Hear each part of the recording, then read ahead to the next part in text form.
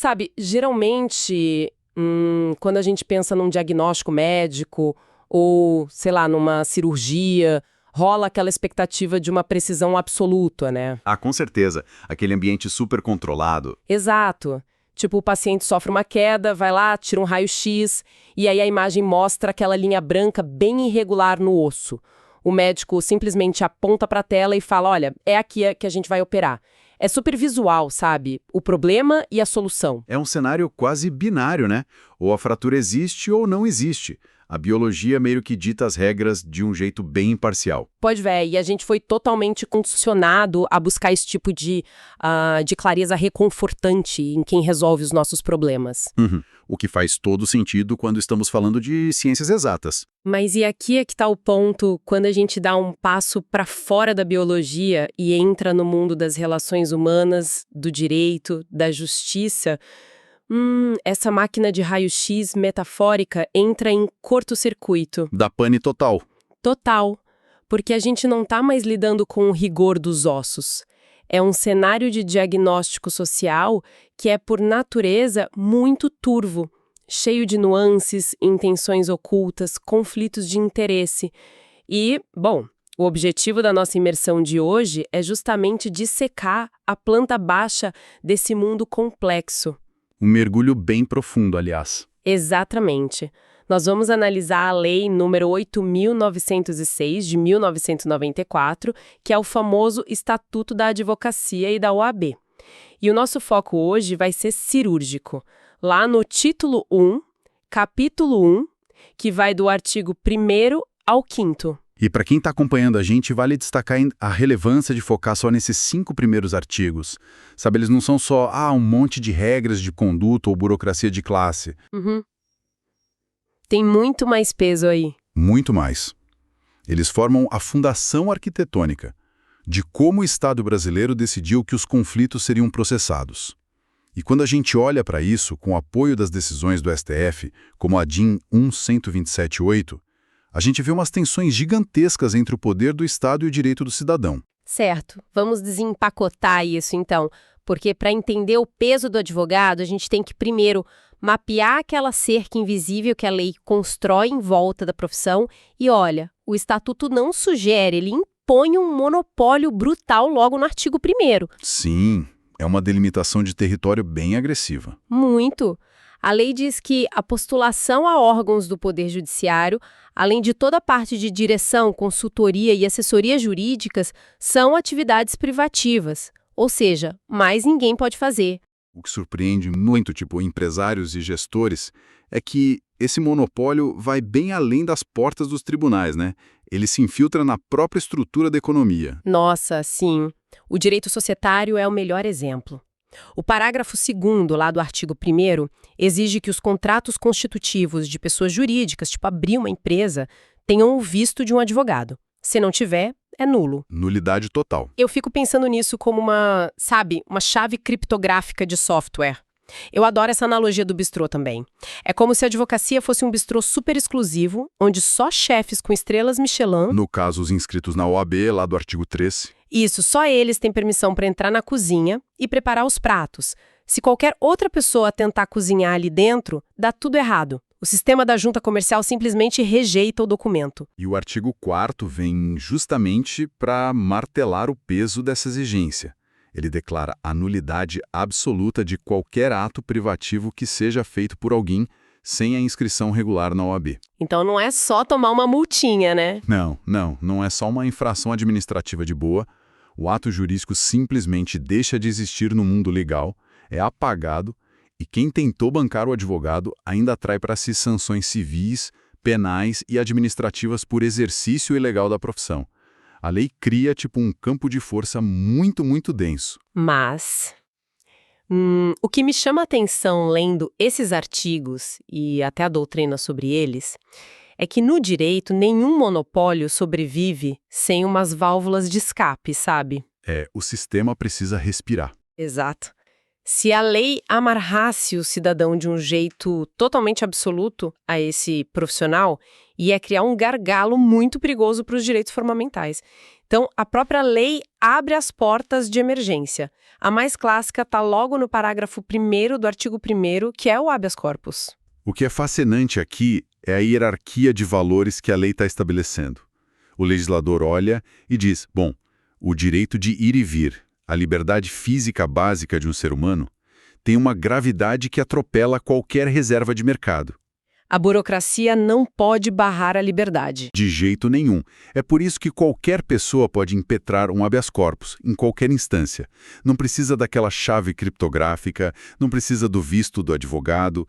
É literalmente um grito de socorro direto para o judiciário, sem intermediários. Você pode escrever num guardanapo se precisar. Nossa, sim, a história do guardanapo é clássica. E essa lógica da válvula de escape acabou se expandindo, né, quando o STF entrou em cena na ADIM 11278. A Associação dos Magistrados questionou o estatuto e o Supremo teve que traçar a linha, tipo, onde acaba o monopólio da OAB e onde começa o acesso do cidadão à justiça. Um embate de gigantes, diga-se de passagem. Total. E aí, olhando para os juizados especiais, o STF declarou que a exclusividade do advogado para causas de menor complexidade era inconstitucional. O tribunal meio que falou assim, olha, a técnica é importante, mas obrigar alguém a pagar honorários para resolver uma briga financeira minúscula é, na prática, negar a justiça para essa pessoa.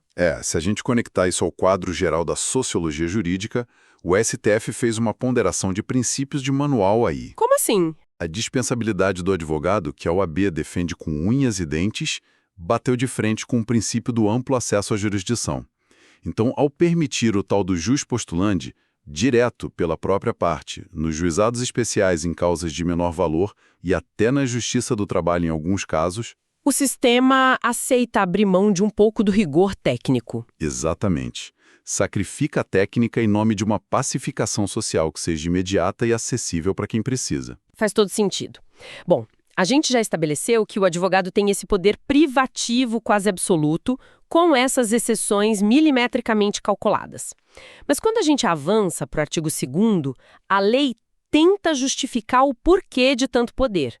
Ela diz que o advogado é indispensável à administração da justiça e que, mesmo cuidando do interesse privado, ele exerce função social, o famoso munus público. Isso. É o momento em que a lei pega o interesse comercial do escritório e funde com a estrutura do Estado. Um não anda sem o outro. Mas aqui é onde a coisa fica realmente interessante para mim, porque eu sou bem cética em relação a isso. Lendo o parágrafo 3º desse artigo, eu tenho que levantar uma objeção séria. O texto diz, com todas as letras, que o advogado é inviolável por seus atos e manifestações no exercício da profissão. E isso assusta muita gente. Muito. Porque para quem está de fora do ecossistema jurídico, soa como a criação de uma oligarquia, sabe?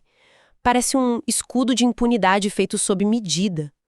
Como que a democracia justifica dar um passe livre para um profissional atuar acima das regras de responsabilização? Olha, é uma leitura cética super comum. Mas o próprio texto da lei já prevê isso quando adiciona a frase "nos limites desta lei". Então não, a inviolabilidade não é de jeito nenhum um alvará para cometer crime ou fraude ou sair xingando as pessoas de forma desconectada do processo. Tá, mas então para que serve na prática? Se conectarmos isso ao quadro geral, a gente entende que essa prerrogativa não existe para inflar o ego ou proteger o bolso do advogado. Ela é uma armadura institucional. O objetivo é proteger o direito de defesa do cidadão. Uma armadura institucional. Então a ideia é que o advogado precisa dessa proteção estrutural para conseguir bater de frente com o Estado sem ser esmagado. Perfeito. Pensa na dinâmica de um tribunal criminal pesado, ou numa disputa tributária milionária contra a Receita. O advogado está lá, por definição, desafiando a narrativa de autoridades que têm o monopólio da força. Promotores, juízes, auditores fiscais. Delegados de polícia, tudo isso. Agora imagina se esse profissional pudesse ser processado criminalmente por difamação toda vez que ele contestasse a validade de uma prova policial, Ou se ele sofresse retaliação administrativa por apresentar uma defesa impopular. Ninguém ia querer pegar os casos difíceis. Exato. O sistema acusatório ia entrar em colapso total por causa do medo. A inviolabilidade está ali para garantir que a voz de quem está sendo julgado não sofra censura prévia, através de ameaças veladas contra o advogado dele. A perspectiva muda drasticamente olhando por esse ângulo. Não é sobre blindar o CPF do advogado, é sobre blindar a paridade de armas na arena judicial. Sem isso, a defesa seria só um teatrinho para concordar com o Estado. A balança simplesmente desmoronaria. É por isso que o Estatuto eleva a função a esse munus público, essa obrigação cívica, mesmo quando tem um contrato gordo de honorários no meio. O que nos leva a uma bifurcação bem interessante no Estatuto. Se a essência da advocacia é, muitas vezes, confrontar o Estado para proteger o indivíduo, como é que a lei trata os advogados que defendem o próprio Estado? Ah, os advogados públicos. Isso. O parágrafo 1º do artigo 3º traz o pessoal da Advocacia Geral da União, os defensores públicos, os procuradores. Eles exercem a advocacia e estão sujeitos ao Estatuto da OAB, mesmo sendo servidores públicos. Eles vivem numa zona híbrida, né? Como assim? Eles estão sujeitos às restrições do serviço público, batem ponto, têm metas do órgão, mas mantêm as prerrogativas, a inviolabilidade e os deveres éticos da ordem. E o artigo 2º-A até expande o horizonte dessa galera, mostrando que o advogado não vive só de briga no tribunal. Ele pode contribuir na elaboração de leis. É a técnica construindo a infraestrutura do país. Certo. E dentro dessa infraestrutura, a gente esbarra num conceito muito polêmico que o artigo 3º-A traz, que é a notória especialização. Então, o que tudo isso significa? A lei diz que o serviço é singular quando o cara tem essa notória especialização. Mas olha, notória especialização soa terrivelmente subjetivo. Bastante. Para a opinião pública, isso muitas vezes traduz como uma brecha marota para prefeito e governador pular a licitação e contratar escritório de amigo com dinheiro público. Isso levanta uma questão essencial sobre controle de moralidade. E é exatamente por esse medo que o parágrafo único do artigo 3º-A tenta amarrar o conceito de um jeito quase matemático. Sabe? Não é só se achar um gênio, então. Longe disso. Não é autodeclaração de genialidade, nem ter muitos seguidores na internet. O legislador exige um lastro objetivo muito pesado para justificar que o Estado dispense a licitação. Mas o que forma esse lastro na prática? O que separa um advogado excelente de um com notória especialização para o rigor da lei? A palavra-chave é singularidade. A lei lista os critérios, tipo desempenho em casos muito complexos, estudos profundos, publicações de alto impacto, uma equipe incrivelmente bem aparelhada. E tudo isso junto tem que ser tão incontestável que o trabalho daquele profissional se torne, essencial e indiscutivelmente o mais adequado. É uma barra bem alta. Altíssima. A lógica é que você não faz licitação de algo que não é padronizado. Imagina que um Estado está sofrendo um processo tributário bilionário, algo inédito, misturando direito internacional e Constituição. O serviço jurídico ali não é fungível, não é trocar 6 por meia dúzia. A fungibilidade é o ponto, então. O poder público não está comprando caneta Bic, onde quem cobrar menos leva, porque a caneta é igual. Ele está contratando um cérebro específico, uma metodologia única. Perfeito. Forçar uma licitação por menor preço num caso desses seria um risco absurdo para o dinheiro público. Contratar direto pela notória especialização, seguindo a regra direitinho, é um ato de responsabilidade para proteger o patrimônio coletivo. O problema são os desvios, né? Sim, a jurisprudência cai matando em cima das fraudes. Tipo, usar esse artigo para contratar escritório para fazer cobrança de dívida ativa rotineira, de massa. Aí não tem singularidade nenhuma, é crime. Faz sentido. Bom, a gente já cobriu um terreno teórico gigante. Falamos do monopólio, das válvulas de escape, da inviolabilidade e da notória especialização. Mas toda essa teoria não serve para nada até o cidadão plugar nisso tudo na prática. E isso traz a gente para o artigo 5º, que é a postulação pela prova do mandato, a famosa procuração. A procuração é o cordão umbilical do processo. O artigo 5º é direto. O advogado só fala pelo cliente se provar o mandato. É o papel que legitima a voz dele. E o parágrafo 2º diz que a procuração geral habilita quase tudo, né? Menos umas coisas que mexem direto no direito material, tipo confessar ou abrir mão do direito, que exigem poderes especiais. Exato. Precisa estar escrito com todas as letras para essas exceções. Só que a gente sabe que o direito não acontece num laboratório calminho, onde todo mundo tem tempo de ir no cartório reconhecer firma. O litígio rola no caos, na crise. E é aí que o parágrafo 1º introduz a adrenalina na lei, a urgência. A sexta-feira à tarde do desespero. Total. Imagina um leilão ilegal que vai arrematar a casa de uma família em 3 horas, ou o juiz bloqueando a conta de uma empresa e travando a folha de pagamento. Se o advogado tiver que esperar a burocracia do documento assinado, o dano já foi feito. E a lei reconhece que a burocracia falha diante do perigo da demora. O estatuto dá um voto de confiança enorme para o advogado nessa hora. Ele entra tirando, né? Ele alega urgência, atua sem a procuração prévia, despacha com o juiz, trava o bloqueio, salva o dia. Mas a conta chega. Ele assume a obrigação de apresentar o documento em 15 dias, prorrogáveis por mais 15. E se ele não conseguir a assinatura do cliente nesse prazo? Ineficazes para quem ele dizia representar. Nossa, tudo anulado. Tudo. E pior, o próprio advogado passa a responder pessoalmente pelas despesas processuais e por eventuais perdas e danos. O sistema deixa ele pular a catraca da burocracia por causa da urgência, mas cobra um pedágio altíssimo se ele estava blefando. Não dá pra brincar com o tribunal. E essa confiança é a base de tudo. Mas as relações desgastam, os contratos acabam, o parágrafo 3º fala da renúncia ao mandato. E a regra para isso é fantástica. Eu gosto de pensar numa analogia de voo comercial. Como assim? O de madrugada sobre o oceano. O piloto decide que está de saco cheio, quer rescindir o contrato de trabalho porque brigou por salário. Ele não pode simplesmente pegar o microfone, avisar que se demitiu, botar um paraquedas e pular do avião, deixando 300 pessoas lá dentro caindo. Essa responsabilidade de transição é inegociável. A máquina judicial não perdoa. Ela é movida a prazos. Perdeu o prazo, precluiu o direito. Acabou.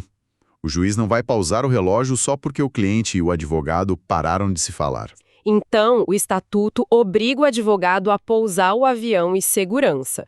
Se ele renunciar, a lei diz que ele tem que continuar representando o cliente por 10 dias depois de notificar a renúncia. Ele tem que cumprir prazo, fazer defesa, aguentar a carga toda. A única saída antes disso é se o cliente arrumar outro advogado substituto. E isso levanta uma questão importante sobre a ética da profissão. Essa regra dos 10 dias é um escudo contra o abandono.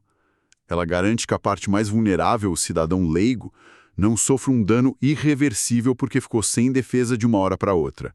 A lealdade do advogado exigida pela lei se estende até por um tempinho para aquele cliente com quem ele já nem se dá bem mais.